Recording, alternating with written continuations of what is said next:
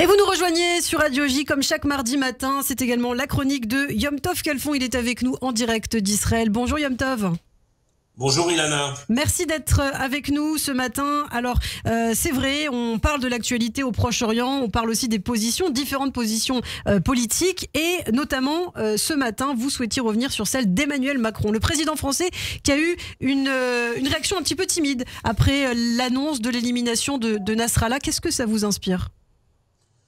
Écoutez, ces derniers jours en France, nous avons eu un florilège de dirigeants politiques français qui ont, je crois, un peu perdu l'équilibre, il faut dire les choses comme elles sont, face au récent succès d'Israël dans la guerre contre le terrorisme islamiste, contre le Hezbollah notamment. Alors je pourrais m'attarder sur Mélenchon qui est reparti dans des diatribes anti-israéliennes et même des évocations antisémites concernant le ministre Benjamin Haddad. Mais je crois que ça ne sert pas grand-chose de parler encore de Mélenchon. Je pense que tout le monde a compris ce qu'il veut, ce qu'il fait. C'est totalement clair.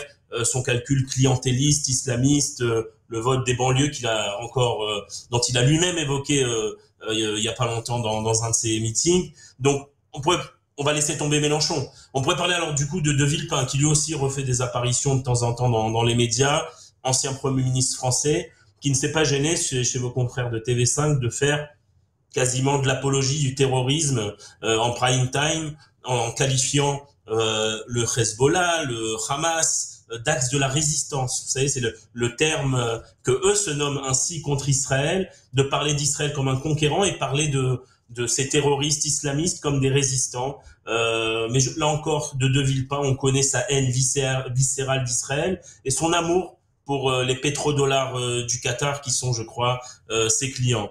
Donc non, je ne parlerai pas ni de Mélenchon ni de Villepin, mais d'Emmanuel Macron, que je ne mets pas dans le même panier que ces gens-là, président de la République française, qui, je crois, est censé présenter une position plus équilibrée, plus basée sur des faits, sur des réalités, comme le fait que le Hezbollah est une organisation terroriste, sur la liste des organisations terroristes de l'Union européenne, donc de la France, qui a tué des Français, qui attaque Israël quotidiennement depuis le 8 octobre. Et c'est pour ça qu'on peut vraiment se poser des questions. Que se passe-t-il avec Emmanuel Macron, qui est, je crois, un homme intelligent. Alors, Emmanuel Macron, justement, qui a été qualifié hier sur notre antenne par Raphaël Jérusalemi de lâche.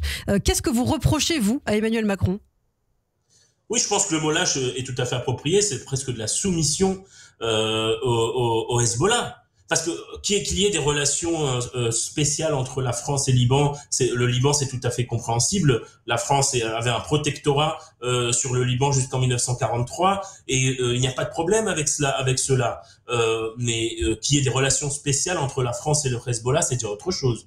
Le Hezbollah est l'ennemi de la France. Le Hezbollah a tué des parachutistes français en 1983, a fomenté des attentats, l'attentat de la rue de Rennes et d'autres attentats en France. Donc le Hezbollah est l'ennemi de la France. Alors que Emmanuel Macron demande à Israël, exhorte Israël d'arrêter ses frappes contre le Hezbollah. Mais pourquoi empêcher Israël de lever cette menace, qui est une menace pour les citoyens israéliens du nord d'Israël, qui sont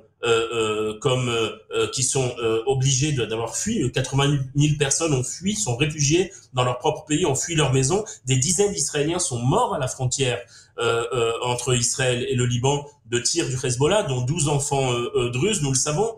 Et pourtant, Emmanuel Macron, qui a été silencieux pendant près d'un an, on l'a pas entendu condamner les attaques du Hezbollah, on l'a pas entendu exhorter le Hezbollah d'arrêter ses frappes contre Israël. Par contre, lorsqu'Israël riposte, il demande à Israël d'arrêter. Il avait demandé déjà ça sur la tribune de l'ONU la semaine dernière, 48 heures avant l'élimination de Nasrallah. Bien heureusement qu'Israël ne l'a pas écouté et qu'Israël s'est débarrassé de cet archi-terroriste qui, encore une fois, a menacé Israël, mais menaçait aussi la France, menaçait les États-Unis, l'Occident et tout le monde libre. Donc, je ne sais pas qu'est-ce qui se passe avec Emmanuel Macron. Je crois qu'il a perdu la boussole.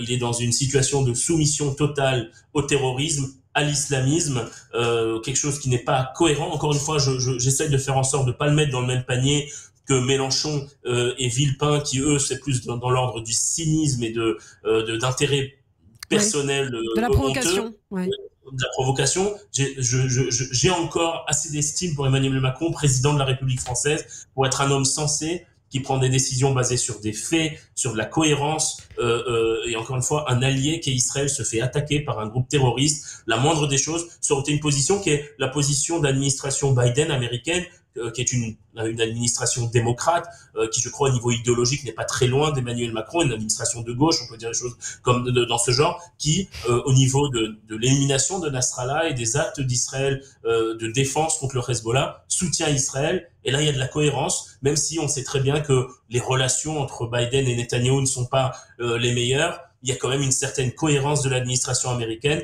qu'on ne retrouve pas à l'Élysée ni au Quai d'Orsay. Merci beaucoup Yom Tov Khalfon, merci d'avoir été avec nous ce matin sur Radio J. On vous retrouve chaque semaine et donc mardi prochain, la semaine prochaine.